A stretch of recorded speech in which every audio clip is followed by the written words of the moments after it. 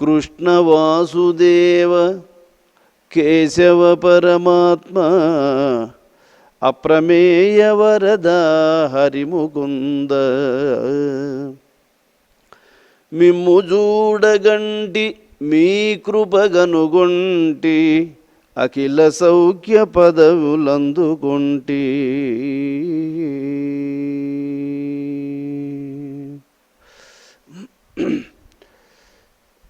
సర్వేశ్వర సర్వోత్తమ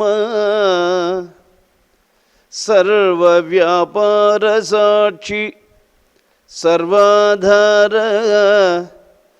సర్వజ్ఞ సర్వతోముగ సర్వాధిష్టానభూత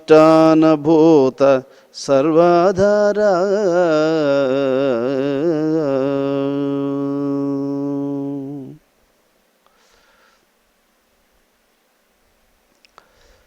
సర్వలోక పూజ్యుడైనటువంటి జగద్గురువగు శ్రీకృష్ణ భగవానుని పాదపద్మములకు శిరస్సాష్టాంగ నమస్సుమాంజలులు.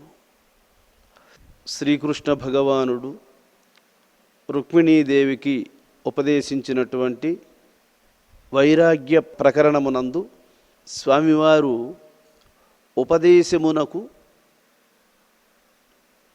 శిష్యులకు ఎటువంటి అర్హత ఉండాలి అన్న విషయాన్ని ఇప్పుడు మనం వినబోతూ ఉన్నాం. వనితామణి మోక్షమునకు అనువందగ వెలయు సాధనములు 4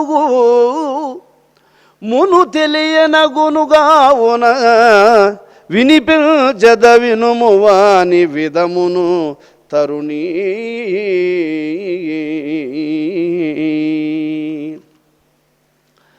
మోక్షాన్ని పొందదగినటువంటి శిష్యునికి 4 విధములైనటువంటి సాధనలు ఉండాలి.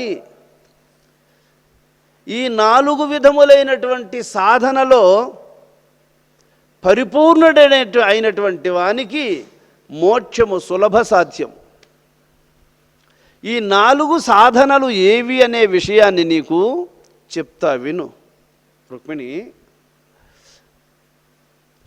వరుస నిత్యానిత్య వస్తు వివేకంబు కలిగియుండుటయుండు ఘనముగాను మూత్రవమన విష్టముల కాసలేనట్లు ఇహ స్వర్గ భోగే చల్లేనిదొకటి సంతతంబు సమాధి సత్క సంపత్తి నలువందు చుండెడు నదియునొకటి మోక్షంబు కొరకు నపేక్షించుటయు ముముక్షుత్వమననొకటి సరవి ఇట్టి సాధన చతుష్టయం బిల సంభవించు నరుడే అధికారి మోక్షమునకును. గురుడు అట్టి శిష్యుని కనిపెట్టి ఆధరమున వరదయామతి బోధించవలయు గురుడు.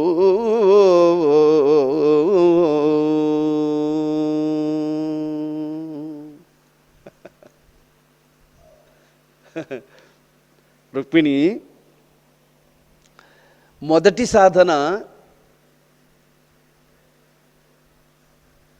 ఆత్మ శాశ్వతమైనది, శరీరం అశాశ్వతమైనది.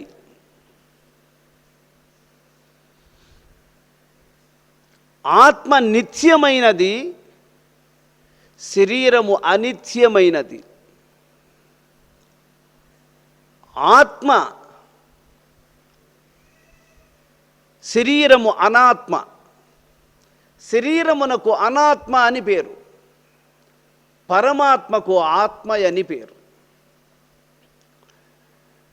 ఆత్మ శాశ్వతమైనది, అనాత్మ అయిన శరీరము అశాశ్వతమైనది అని తెలుసుకొని ఆ శాశ్వతమైనటువంటి ఆ పరవస్తువు యొక్క స్పర్శ చేతనే అనాత్మ అయినటువంటి శరీరము ఈ భూమి మీద నడియాడుతూ ఉన్నది అని గుర్తించి దాని యొక్క స్పర్శయే దీనిని కదిలిస్తూ ఉన్నది, దాని యొక్క శక్తియే దీనిలో ప్రవేశించి దీని యందు అనేక కార్యములను కొనసాగిస్తూ ఉన్నది.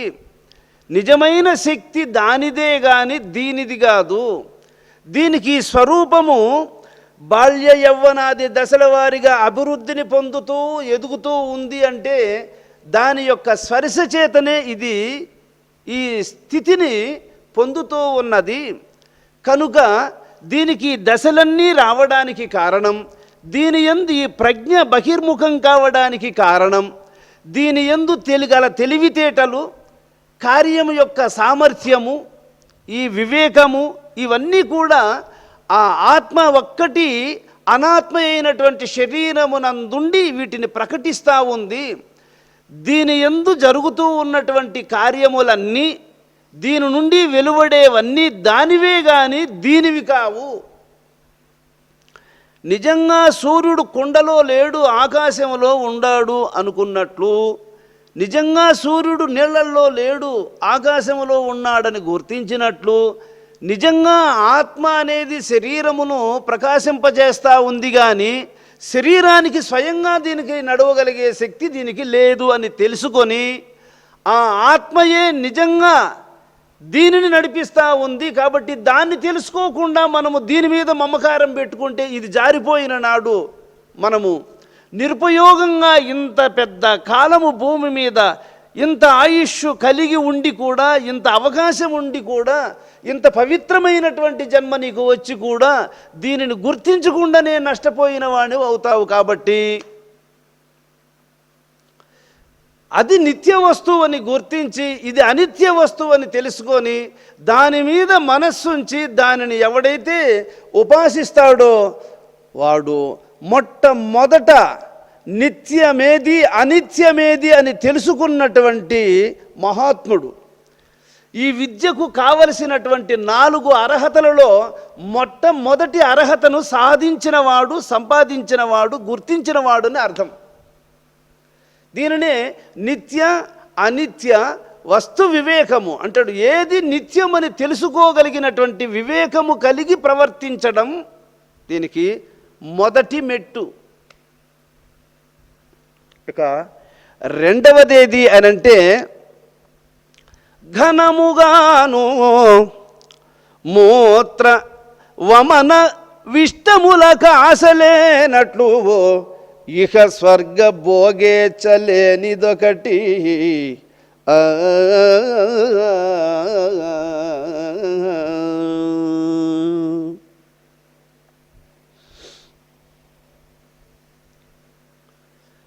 అరిష్టనేమి అని ఒక మహాత్ముని దగ్గరకు దేవదూత విమానములో వస్తాడండి. ఈ అరిష్టనేమి ఒక ఘోరమైనటువంటి అరణ్యములో కూర్చొని తపస్సు చేస్తూ ఉన్నాడు. దేవలోకము నుండి దేవదూతలు వచ్చారు. వచ్చి విమానం అక్కడ ల్యాండింగ్ చేసి వాళ్ళు వచ్చి అరిష్టనేమి దగ్గరకు వచ్చి నమస్కారం చేసి, మహాత్మా నీ తపస్సు నాకు మెచ్చి మా దేవేంద్రుడు మిమ్మల్ని దేవలోకానికి తీసుకొని రమ్మని చెప్పి ఆహ్వానించాడు. మీరు విమానం ఎక్కినట్లయితే స్వర్గలోకానికి మనం వెళ్ళవచ్చు అని దేవదూతలు అడిగారు. ఎవరిని? అరిష్టనేమిని. అడిగితే అప్పుడు ఆయన ఏమన్నాడో తెలుసా? ఓ దేవదూతలారా, దేవలోకములో ఉన్నటువంటి దేవతల స్వభావాలు ఎలా ఉంటాయి కాస్త చెబుతారా అని అడిగాడు ఆయన.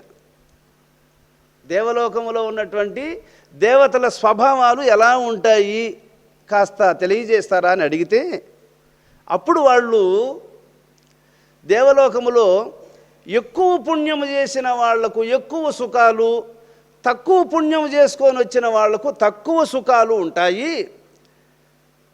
ఈ ఎక్కువ పుణ్యం చేసుకొని వచ్చి ఎక్కువ భోగాలను అనుభవిస్తూ ఉండే వాళ్ళను చూసి ఈ తక్కువ పుణ్యం చేసుకొని వచ్చి తక్కువ భోగాలు అనుభవిస్తూ ఉండేటువంటి వాళ్ళని చూస్తే వీళ్ళకు ఈర్ష్య, కడుపుబ్బరం, కడుపు మంట. నాకంత లేకపోయి కదా అంటే ఇచ్చిన మాత్రం ఇచ్చును దైవము హెచ్చడిగిన రాదు. నువ్వు ఎంత చేసుకున్నావో అంత వస్తుంది, కానీ ఎక్కువ కావాలంటే ఎక్కడి నుంచి వస్తుంది? నువ్వు ఆడెంత చేసుకున్నావో ఈడంత వచ్చింది, వాడు ఆడ అంత చేసుకున్నాడు, వానికి అంత వచ్చింది. అప్పుడు అరిష్టన్ ఏమన్నాడో తెలుసా? దేవలోకములేకు వచ్చినటువంటి దేవతలకు కూడా ఈ కడుపుబ్బే బుద్ధి ఉండదు అంటే ఆ దేవలోకానికి ఒక నమస్కారం స్వామి, నేను దేవలోకానికి రానన్నాడు ఆయన. ఏడుండే మనుషులకు కూడా ఉండదు ఆ బుద్ధి, ఒప్పన బుద్ధి. ఏమి వాడు బాగా ఐశ్వర్యంగా ఉన్నాడు అని అంటే వానికంటే తక్కువ ఐశ్వర్యం ఉండేటువంటి వానికి కాస్త కడుపుబ్బుతూనే ఉంటుంది. అది ఇది మానవులకు కూడా ఉంది. అది దేవలోకానికి వచ్చిన తర్వాత కూడా వాళ్ళకు కూడా ఆ గుణం ఉంది అంటే ఇంకా ఆడికి ఈడికి తేడా ఏముంది? కాబట్టి ఘనముగాను మూత్రవమన విష్టముల కాసలేనట్లు ఇహ స్వర్గ భోగే చలేనిదొకటి. భూలోక సుఖాలు కాదు, దేవలోక సుఖాలైన జీవునికి తాను చేసుకున్న పుణ్యబలం జీర్ణించిపోయింది అని అంటే దేవలోకం నుంచి మళ్ళీ దిగి వచ్చేయాల్సిందే. దేవలోకంలో మనం ఎన్ని రోజులు ఉండొచ్చు అంటే శాశ్వతంగా ఎన్ని రోజులైనా ఉండొచ్చు అనడానికి లేదు. మనం భూలోకంలో చేసుకొని పోయినటువంటి పుణ్యము ఎంతవరకు ఉంటుందో అంతవరకే అక్కడ ఉండొచ్చు. ఏమి ఆ పుణ్యం అయిపోయింది అంటే ఇంకా 5 స్టార్ హోటల్ ఖాళీ చేసుకొని వచ్చినట్లు వచ్చేయాల్సిందే. హోటల్లో రూమ్ తీసుకుంటాము, మన దగ్గర ఉండే కాసులు అయిపోయి ఉండే అంతవరకు అక్కడ కూర్చొని లగ్జరీగా అన్నీ అనుభవించవచ్చు, కానీ అటు నుంచి మళ్ళీ దిగి వచ్చేసినట్టు వచ్చేయాల్సిందే. ఇంతలో మాత్రానికి భూలోక సుఖాలకు దేవలోక సుఖాలకు తేడాలు ఏముంటాయి? కాబట్టి వమనమైపోయినటువంటి మధుర పదార్థాలు అయినప్పటికీ మధురమైనటువంటి పదార్థాలు భుజించిన అవి లోపల జీర్ణం కాకుండా అవి వమనమైపోయినాయి అనుకోండి, వాటిని తినడానికి మళ్ళీ ఎవడైనా ఇష్టపడతాడా? అలాగే ఇహలోక సుఖాలను పరలోక సుఖాలను కూడా ఎవడైతే వాంఛించడో వాడు భగవంతుని సేవించడానికి అర్హుడు. అందువల్ల దీన్ని మన తాతగారు ఇహ పరాతీతమై వెలయూచున్నది ఆత్మ వివరమెంతని తెలిపేది కానా వివరమెంతని తెలిపేది అగణితముగా ఆవరించుక తాను అంత క్రమ్ముకయున్నది యుగ యుగంబులు మీరి ఆవల ఇట్టిదనుటకు వశముగాగను సుగుణకరముగ చూచు యోగుల సూక్ష్మాతీతమైన మోక్షమిది ఇహ పరాతీతమై వెలయూచున్నది ఆత్మ వివరమెంతని తెలిపేది. ఇహపరములకు అతీతమై ఆవహించుకొని ఉంది అని చెప్పేశాడు. అటువంటి సత్యాన్ని తెలుసుకోదలంచినటువంటి అర్హత కలిగినటువంటి ధీమంతుడైనటువంటి మహాత్ముడు స్వర్గలోక సుఖాలను కూడా తృణీకరిస్తాడు. ఇది రెండవది. సంతతంబు సమాధి సట్క సంపత్తి నలువందు చూడెడు నదియునొకటి. శమము, దమము, తితిక్ష, ఉపరతి, శ్రద్ధ, సమాధానము అని చెప్పబడేటువంటి అంతరేంద్రియ నిగ్రహము, బాహ్యేంద్రియ నిగ్రహము, మనస్సు చేత కదిలింపబడేటువంటి ఈ గుణ సమూహములను, ఈ సుఖదుఖములను, అంతరేంద్రియ బాహ్యేంద్రియముల యొక్క స్వభావాలను అన్నిటినీ చక్కగా గుర్తించి వీటన్నిటికీ సాక్షి అయినటువంటి యొక్క ఆత్మను తెలుసుకొనుట కొరకై వీటన్నిటినీ ఎవడైతే దాటుకుంటాడో అటువంటి వాడు శమధమాది సట్క సంపత్తి కలిగినటువంటి మహాత్ముడు. ఇక మోక్షంబు కొరకు నపేక్షించుటయు ముముక్షత్వమనొకటి సరవి నిట్టి సాధన చతుష్టయం బిల సంభవించు నరుడే అధికారి మోక్షమునకు. మోక్షము ఒక్కటి తప్ప బంధ విముక్తి. మోక్షం అంటే ఏమి? బంధ విముక్తి. అసలు బంధం అంటే ఏమి? దేహము నేను అనేటువంటి భావన కలిగి ఉండడమే బంధం. అరే శరీరం అనేది దానంతట ఒకనాడు వదిలిపోతుంది కదా, ఆ వదిలిపోయిన నాడు విమోచనం వచ్చినట్లేనా? కాదండి. శరీరానికి మూలము మనస్సు, మనస్సుకు మూలము కర్మ. కాబట్టి కర్మలను విడిపించుకోదగినటువంటి, కర్మల నుండి విడుబడడానికి అనువైనటువంటి యోగ మార్గములో మనస్సు కూడా కేవలం జడమే. శరీరం ఎట్లా అచేతనమయ్యిందో మనస్సు కూడా అలాగే అచేతనమేనని తెలుసుకొని, ఏ చేతనము యొక్క సహకారము చేత ఇవన్నీ కదులుతూ ఉన్నాయో ఆ సత్యాన్ని తెలుసుకొని, మనస్సు శరీరాన్ని కదిలిస్తూ ఉంది, మనస్సు ఇంద్రియాదులను కదిలిస్తూ ఉంది, మనస్సు సర్వ సంకల్పాలకు అధినేతయ్యే కదిలిస్తూ ఉన్నది. ఆ మనస్సు చైతన్యం యొక్క సాయుధ్యములో కదిలింపబడుతూ ఉన్నది. ఆ యొక్క చైతన్యాన్ని ఎవడైతే గుర్తిస్తాడో దాని అధీనములో ఉన్నటువంటి మనస్సు అధీనములో ఉండేటువంటి ఇంద్రియాదుల చేత ఏర్పడినటువంటి కర్మల వల్ల ఏర్పడినటువంటి ఒక శరీరం, ఇవన్నీ వదిలిపోతాయి.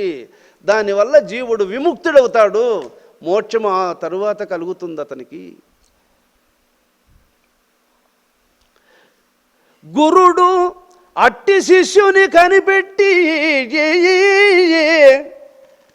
ఈ లక్షణాలన్నీ ఏ పుణ్యాత్మునికి ఉంటాయో వాణ్ణి గురువు కనిపెడతాడట. గురుడట్టి శిష్యుని కనిపెట్టి ఆధరమున వరదయామతి బోధించవలయు గురుండు.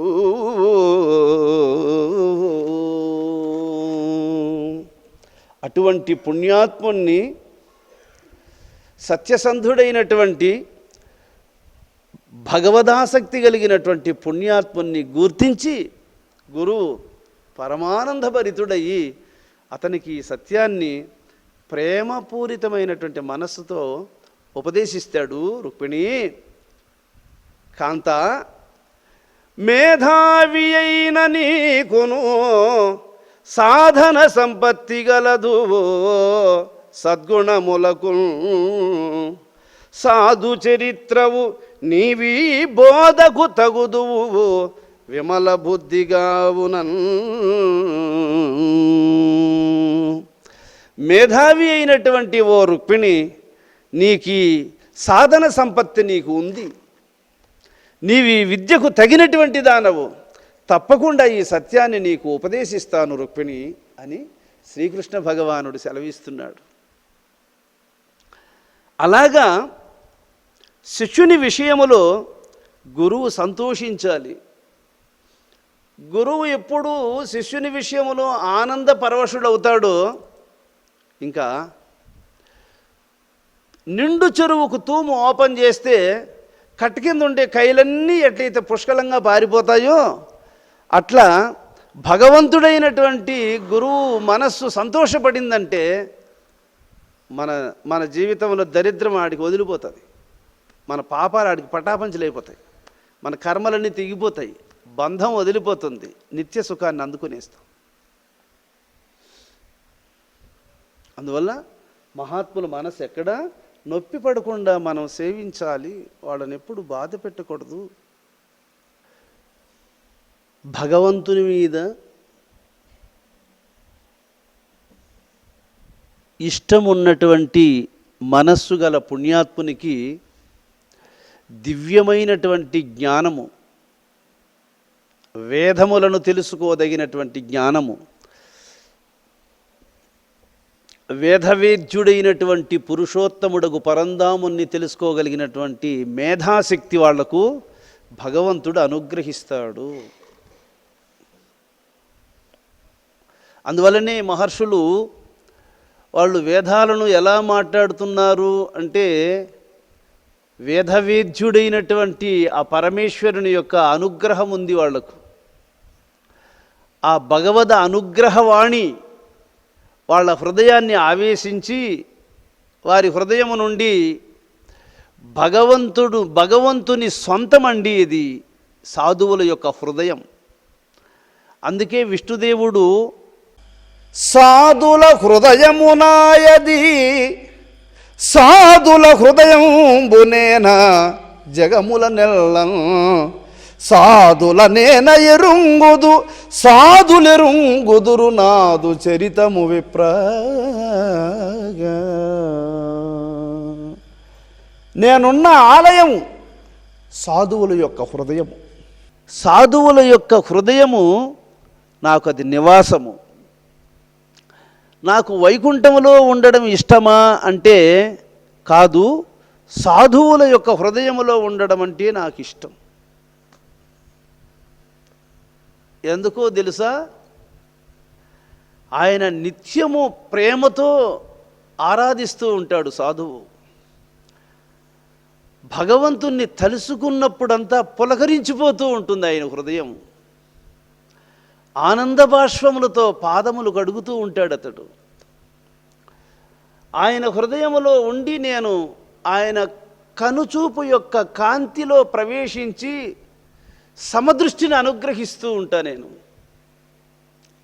అందుకే సాధువు సర్వప్రాణికోటిని నా స్వరూపంగా గుర్తించగలగడానికి కారణం ఏమిటంటే వాని హృదయములో నేను ఉన్నాను గనుక. అతని హృదయములో నేనుండడానికి హేతువేమిటి అంటే అతడు సర్వస్వము నాకు సమర్పించి ఉన్నాడు గనుక. సర్వస్వాన్ని నాకెందుకు సమర్పించాడు అంటే ఈ సమస్తము నాది అని తెలుసుకున్నాడు వాడు. భూమి వల్ల ఏర్పడినటువంటివి పాదములు, ఆకాశము వల్ల ఏర్పడినటువంటిది శిరస్సు, గాలి వల్ల ఏర్పడినటువంటిది ముక్కు, చర్మము. చూసారా? నీటి వల్ల ఏర్పడినది నాడీ మండలములో పయనిస్తూ ఉన్నటువంటి బ్లడ్ సర్క్యులేషన్స్. అగ్ని వల్ల ఏర్పడినటువంటిది దృష్టి.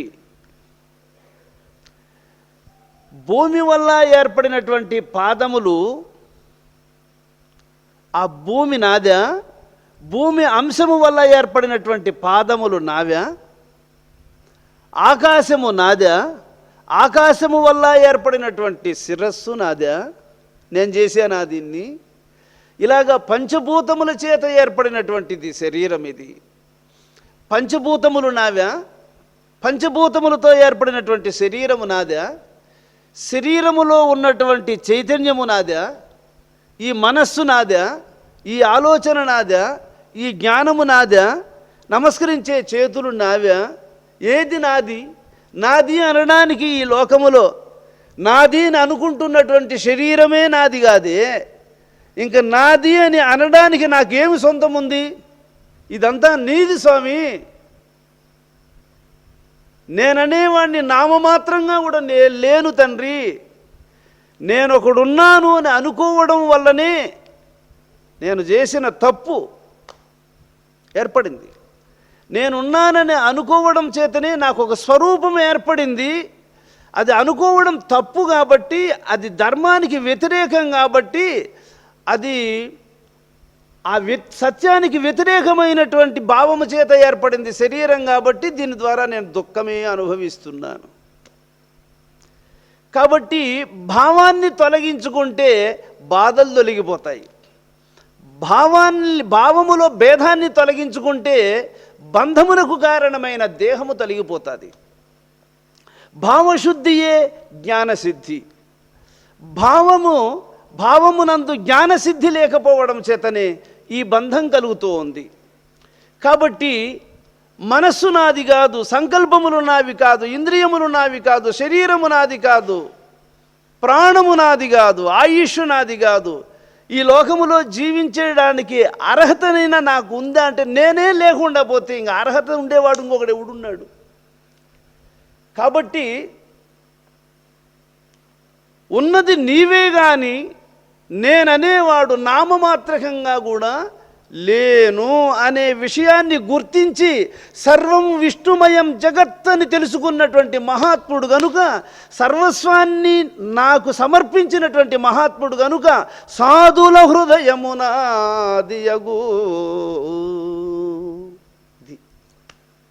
అందువల్ల వాంది అనిపించుకునేది ఏమీ లేదని తెలుసుకున్నటువంటి మహాత్ముడు కాబట్టి సాధుల హృదయంబునేన సాధుల నేన ఎరుంగుదు సాధులెరుంగుదురు నాదు చరితము విప్ర. అందుచేత మహాత్ములు బూడిద మరుగున అగ్గి ఉన్నట్లు, వాళ్ళు శరీరముతో అంతటి జ్ఞానము కలిగినటువంటి మహాత్ములు భూమి మీద నడియాడుతూ ఉన్న రోజుల్లో మనం వాళ్ళ మధ్యలో జీవించడం ఎంత అదృష్టం రాది. వాళ్ళని దర్శించడం, వాళ్ళు ఇంతటి వాళ్ళని గుర్తించడం, వాళ్ళని పాదములంటి నమస్కరించడం, వాళ్ళ ప్రసాదం స్వీకరించడం, వారిచ్చిన తీర్థాన్ని స్వీకరించడం, వారి పలకరింపులను ఆస్వాదించడం.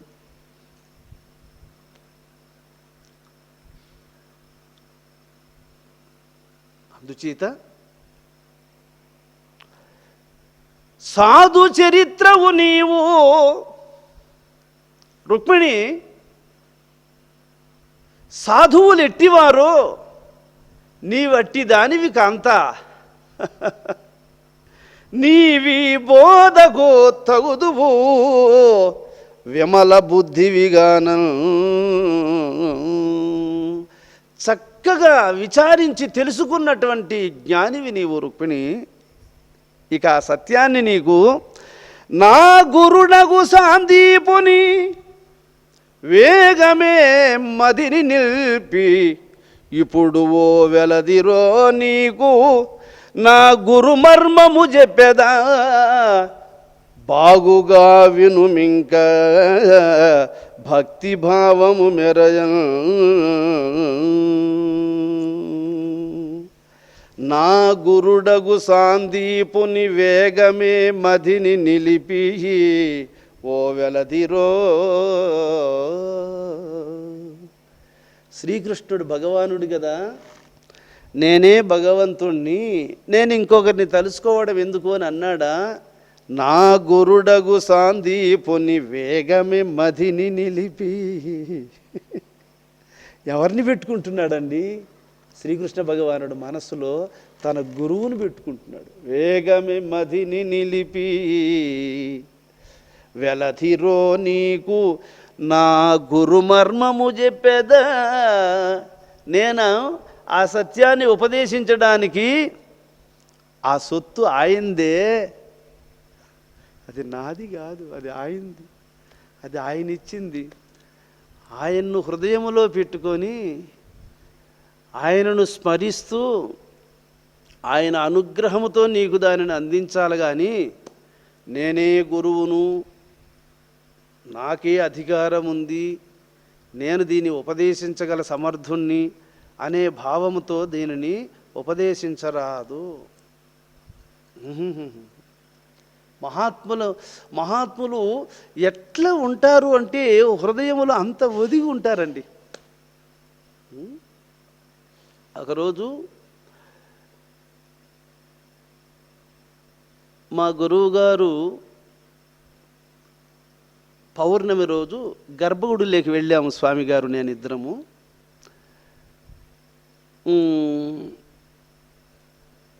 నేను గంధము కలిపి చిన్న చిన్న వంటలు చేసిస్తే స్వామి గారు తాతగారికి, కాదర్ భగవాన్ గారికి, సుబ్బదాస యోగేంద్రుడి వారికి పాదాల దగ్గర బొట్లు పెడుతూ ఉన్నాడు.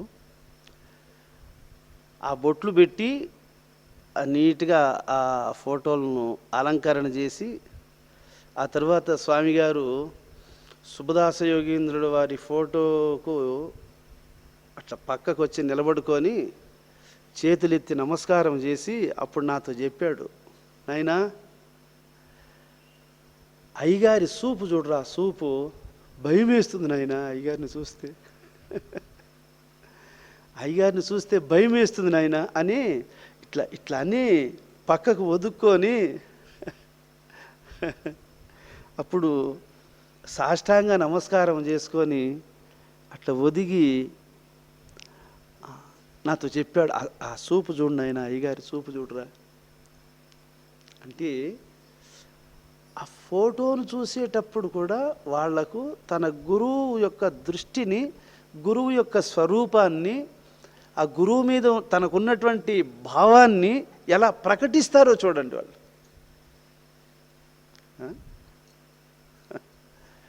అదండి ఉత్తమ శిష్యుని యొక్క లక్షణం. మహాత్ములు ఎప్పుడు, అందుకే మా గురువు గారు చివరి రోజుల్లో గర్భగుడిలోకి వెళ్ళి స్వామిని దర్శించి హారతిచ్చేటువంటి సేవా కార్యములకు శరీరం ఉపయోగపడకుండా ఉండే రోజుల్లో స్వామిగారి మంచానికి నేరులో ఒక కిటికీ ఉంది గోడకు, ఆ కిటికీకి సుబ్బదాస యోగేంద్రుల వారి ఫోటోని తెచ్చి ఆడ కట్టమని చెప్పాడు. ఎందుకంటే స్వామిగారు ఎప్పుడు లేచినా ఆ మంచం మీద లేచి అట్లా పోయేటప్పుడు వచ్చేటప్పుడు ఆ గర్భగుడి కల్లా అట్లా వెళ్ళి స్వామి యొక్క స్వరూపాన్ని చూసి నమస్కారం చేసుకొని వచ్చేవాడు. వచ్చి మంచం మీద కూర్చునేవాడు. మళ్ళీ మంచం మీద నుంచి అలా బయట వెళ్ళాల్సి వస్తే ఆ గర్భగుడి ముందుకు వెళ్ళి అలా చూసి నమస్కారం చేసుకొని మళ్ళీ వెళ్ళేవాడు. అట్లా వెళ్ళేటప్పుడు వచ్చేటప్పుడు కూడా ఆ స్వరూపాన్ని చూసి ఆ దృష్టిని మెల్లగా భ్రూమధ్యంలోకి మరల్చుకొని మళ్ళీ వచ్చి కూర్చునేవాడు కదా. మరి ఆ మహాత్ముడు చివరి రోజుల్లో లేచి నడవలేనటువంటి స్థితి 18 రోజులు ఆ స్థితిలో ఉన్నాడు.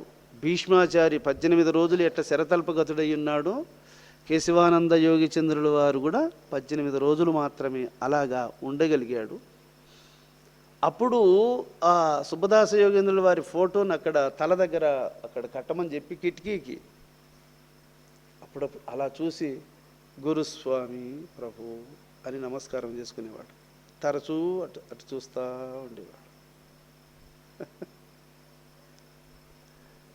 వాళ్ళ స్థితి ఏంది, అంతటి మహోన్నత స్థితిలో ఉండదగినటువంటి కెపాసిటీ కలిగినప్పుడు కూడా గురువు పట్ల వాళ్ళు ఉన్నటువంటి ఆ అవ్యాజమైన మరులు, ఇది జీవితం అంతా గుర్తుపెట్టుకోవాలి ప్రతి ముముక్షు.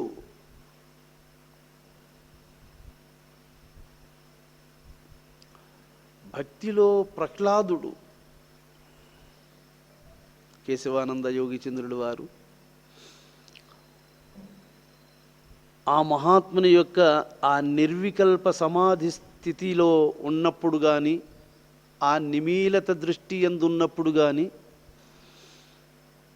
వాళ్ళు కూర్చున్నా లేచిన ప్రతి క్షణము ఆ కదలిక లేనటువంటి దృష్టి కలిగి నడవడం, కదలిక లేనటువంటి దృష్టి కలిగి చూడడం, ఆ కదలిక లేనటువంటి దృష్టిని మెల్లగా రెప్పల చాటుకు మార్చుకొని అలాగే కూర్చోవడం, ఆ వెంట్రుకలను సవరించుకునేటప్పుడు ఆ ముడి వెంట్రుకను అట్లా విదిలించి ఆ ముడి వేసుకునేటప్పుడు, ఆ కనురెప్పలను సవరించుకునేటప్పుడు, గడ్డాన్ని ఇలాగా సర్దుకునేటప్పుడు, ఈ అన్ని సమయాలలో కూడా స్వామిగారు ఆ దృష్టిని ఆ నిమీలత నేత్రుడయ్యి ఆ పరవస్తువు అయినటువంటి పరమాత్మను దర్శిస్తూ ఇతర సంకల్పములకు ఎక్కడ చోటివ్వకుండా దీర్ఘకాలికంగా ఏ ఒక్క క్షణమైనా ఆ దృష్టిని పక్కకు తిప్పుతాడా, మాట్లాడేటప్పుడు కానీ ఆహా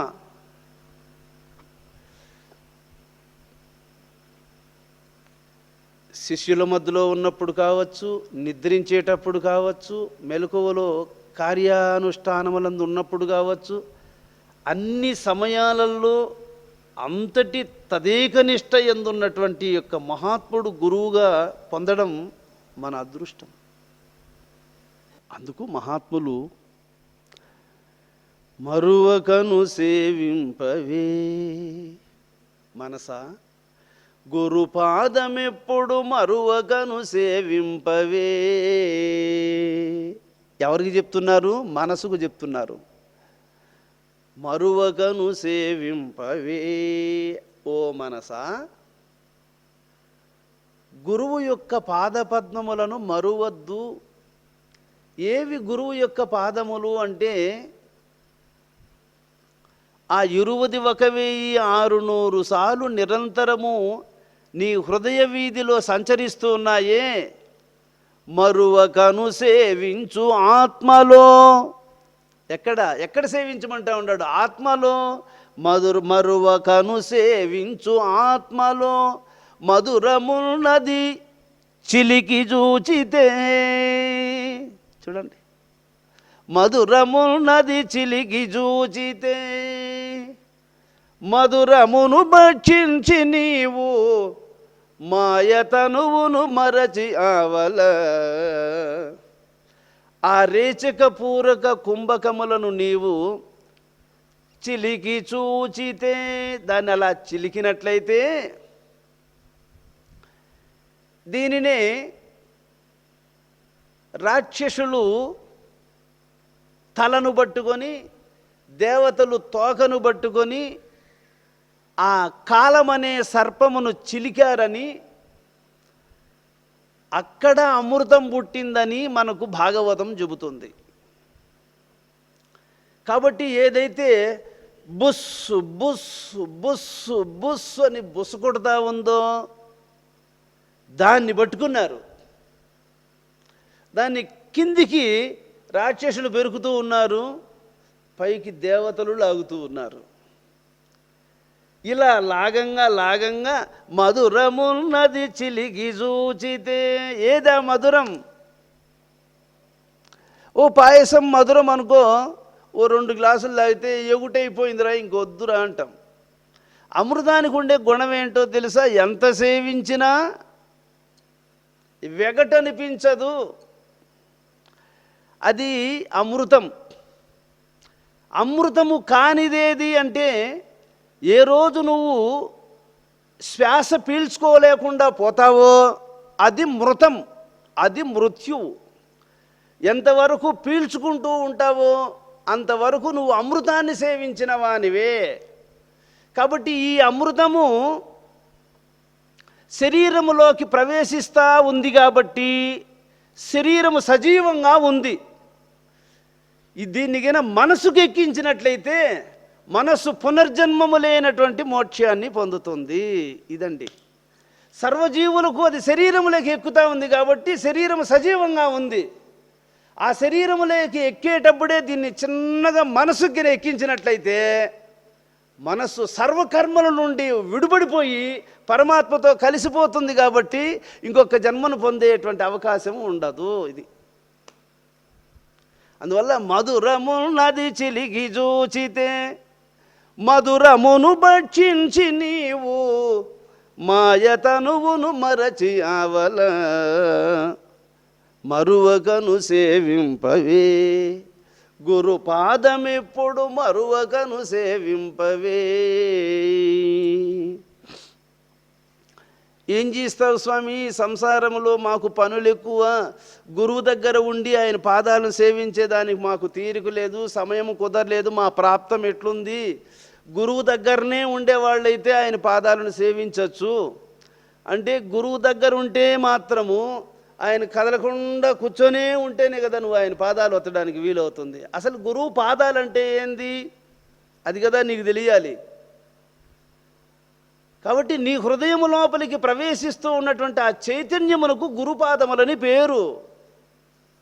ఆ పాదాలను నువ్వు పట్టుకోవాలి. ఆ పాదాలను నువ్వు కుంభకము అనేటువంటి హృదయములో నొక్కాలి. నొక్కడం అంటే ఏమి? కుంభకములో నొక్కి పట్టుకోవడం. ఈ విషయం నీకు తెలియాలంటే సాధు సన్నిధి చేరవే, సద్గురుని వాక్యము సందు తెలుసుకయుండవే. గురువు ఈ సత్యాన్ని నీకు ఉపదేశిస్తున్నాడు అంటే దాని ఉనికి సద్గురుని వాక్యము సంధి తెలుసుక ఉండవే. గురువు ఈ వాక్యాన్ని నీకు ఉపదేశిస్తున్నాడు అంటే దాని సంధి అంటే ఏమి, దాని యొక్క మెలుగు ఏమిటి అనేది తెలుసుకొని వాదభేదము లేక నీవు ఎప్పుడు నీకు వాదము అణిగిపోతుంది, ఇంకొకరితో వాదించేటువంటి స్వభావం ఎప్పుడు నీకు తొలగిపోతుంది అంటే భేదము తొలగినప్పుడు. మొట్టమొదట మనం పెట్టుకొని ఉండేది భేదాన్నే పెట్టుకొని ఉన్నాం ఎక్కువగా. వాడిని చూస్తే మనసు ఒప్పదు, ఈయన్ని చూస్తే మనసు ఒప్పదు. ఇది సాధువులకు కూడా ఇది అంటే ఇలాగా ఈ భేద బుద్ధులు అనేటువంటివి వాళ్ళని కూడా ఏడిపిస్తూనే ఉంటాయి. అంటే ఇక్కడ ఇంకొక చిన్న మాట, భేదం ఉన్నటువంటి వాడు సాధువు కాదు అని శాస్త్రం చెబుతుందండి. అది ఎవడైతే భేదం అనే పెనుభూతము నుండి విడుబడతాడో వాడు సాధువు. కాబట్టి వాదము భేదము తొలగినప్పుడు వాదములు ఒడిగిపోతాయి. కనుక మోదమును కనుగొన్న వారికి మాధవుని కడ చేరుకొనవే. ఎవరికి ఆ భగవద్ అనురాగము చేత ఆయన కృపను సంపాదించుకోగలుగుతాడో అటువంటి వారికి భేదవాదములన్నీ అణగిపోతాయి అంటాడు. ఒకరోజు ఒక సాధువును దుర్భాషలు మాట్లాడుతూ ఉన్నాడట ఒక ఊర్లో ఒక వ్యక్తి. స్వామి ఏం గమ్ము నిలుచుకొని ఉన్నాడట.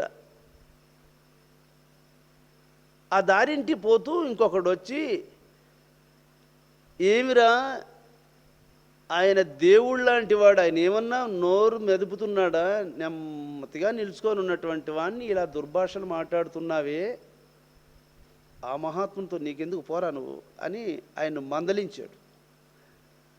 మందలించి పంపించేశాడు. తర్వాత స్వామిని అడిగాడు, స్వామి వాడు ఇన్ని మాటలు మాట్లాడుతూ ఉన్నాడే, మీరు ఎందుకు గమ్మునున్నారే అని అడిగి తెలుసుకోవాలనుకున్నాడట ఇతడు. అడిగితే అప్పుడు స్వామి గారు ఒక మాట అన్నారు, నా స్వరూపం ఇది కాదు నాయనా, దీని లోపల ఉంది నా స్వరూపం. వాడు తిట్టింది నన్ను కాదు, నన్ను తిట్టేదానికి వానికి చేత కాదు, నేను కనపడకుండానే ఉంటే వాడు ఎడ తిడతాడు నాయన ఇంకా అన్నాడట. నేను కనపడితే వాడు నన్ను తిడుతున్నాడు అనుకోవచ్చు, నేను వాని కంటికే కనపడినే. ఏమి 1000 సంవత్సరాలు తపస్సు చేస్తే కూడా నేను కనపడేది కష్టమే. అట్లాంటి వాడిని వాడు తిడుతున్నాడు అంటే నన్ను తిడుతున్నాడని నేను అనుకోవచ్చునా? అసలు వాడు తిట్టింది నన్నేనా? నేను ఎవరైంది వానికి తెలుసునా? తెలిస్తే వాడు తిడతాడా? నేను ఎవరు అనే విషయం తెలిసిందంటే వాడు మళ్ళీ తిట్టడు, వాడు దండం పెడతాడు అంతే. తెలియదు, తిడతా ఉన్నాడు. ఏం తెలియదు వానికి అంటే నేను ఎవరైంది తెలియదు. గురువును సేవించి పునర్జన్మరహితమైనటువంటి యొక్క సత్యాన్ని తెలుసుకోవాలి, కానీ వీళ్ళ మాటలతో మనకి ఏమిటి పని అని మహాత్ములు లోకుల మాటలను పట్టించుకోకుండా, ఎందుకంటే పాపం వాళ్ళు ఈ ప్రపంచానికి వచ్చారు కానీ ఎందుకు వచ్చామో తెలియకుండా జీవనం సాగిస్తున్న అమాయకులు. ప్రపంచంలో భగవంతుణ్ణి తెలుసుకోకుండా ఉండే వాళ్ళందరూ అమాయకులే. అమాయకులు అంటే ఏమి తెలియని వాళ్ళు. ఎందుకు జన్మకు వచ్చామో తెలియదు, ఎంతకాలం ఉంటామో తెలియదు, ఎప్పుడు పోతామో తెలియదు, ఎంతకాలం ఈ కష్టాలు అనుభవించాలనో తెలియదు. మొత్తం మీద పాపం వాళ్ళకి ఏమి తెలియదు. తెలిసిన వాళ్ళు ఎవరు అంటే భగవంతుణ్ణి తెలుసుకోకపోతే జీవితం నష్టమైపోతుంది, కాబట్టి ఆయన్ను మరిచిపోకూడదు, ఆయన్ను గుర్తుపెట్టుకొని ఈ యొక్క జనన మరణములు అనేటువంటి ప్రవాహాన్ని దాటుకోవాలి అనేసి ఎవడు తెలుసుకొని ఉంటారు వాళ్ళు మాత్రమే తెలిసిన వాళ్ళు. భగవద్దాసులు మాత్రమే తెలిసిన వాళ్ళు, తక్కిన వాళ్ళందరూ తెలియని వాళ్ళే. అట్లా ఈ లోకములో తెలిసిన వాళ్ళు ఎంతమంది ఉండారు, తెలియని వాళ్ళు ఎంతమంది ఉండారని విచారిస్తే తెలిసిన వాళ్ళు కొందరు, తెలియని వాళ్ళు ఎందరూ. అందుకు వాళ్ళందరికీ కూడా, తెలియని వాళ్ళకి అందరికీ కూడా ఆ జ్ఞానాన్ని ప్రసాదించమని మనం ఆ భగవంతుణ్ణి కోరుకోవాలి. అందరికీ ఆ జ్ఞానం కలగాలి. దానికి తగినటువంటి విధానాన్ని మనమందరం కూడా అనుసరించాల్సి ఉంది.